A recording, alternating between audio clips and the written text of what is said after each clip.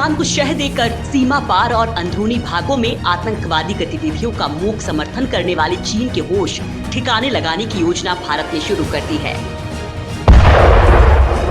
इस काम को अमल में लाने के लिए भारतीय सेना के हाथ में अब जल्द ही होवित्जर तोप आ जाएगा, जिसकी तैनाती भारत चीन की सीमा पर की जाएगी। बोफोर्स तोपों के सौदे के करीब 3 दशक बाद पहली बार ऐसा होगा जब भारत की सेना के हाथों में नई तोप सौंपी जाएगी।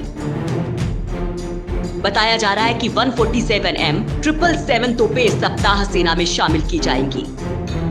बताया जा रहा है कि अमेरिकी कंपनी BAE से आर्टिलरी समझौते के तहत खरीदी गई ये तोपें करीब 1 महीने पहले ही भारत आ जाएंगी।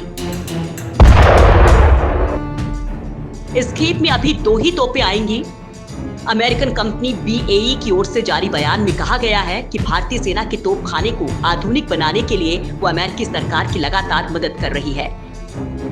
कंपनी ने कहा कि अमेरिका के विदेशों में हथियार आपूर्ति के लक्ष्य को पूरा करने की कड़ी में हम 145M 777 हल्की होवित्जर तोपों को भारतीय सेना के लिए 1 महीने पहले ही उपलब्ध करा देंगे।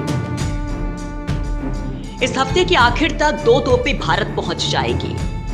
इससे पहले माना जा रहा था कि होवित्जर तोपें जून तक ही भारतीय सेना को मिल पाएंगी।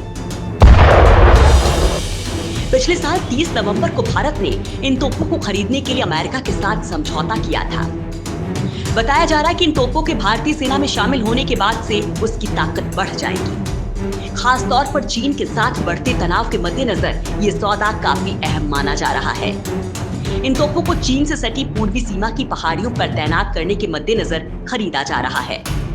आपको बता दें कि 1980 में स्वीडिश कंपनी से बोफोर्स तोपें खरीदी गई थी, लेकिन इस सौदे को लेकर काफी विवाद हुआ था और तत्कालीन केंद्र सरकार पर भ्रष्टाचार का आरोप लगा था। इसके बाद भारतीय सेना के तोपखाने को आधुनिक बनाने के लिए कोई सौदा नहीं किया गया, जिसकी काफी समय से जरूरत महसूस की जाती रही है। हालांकि कारगिल युद्ध के समय बोफोर्स तोपों के दम पर भारतीय सेना ने पाकिस्तान की सेना को पीछे धकेलने पर मजबूर कर दिया था।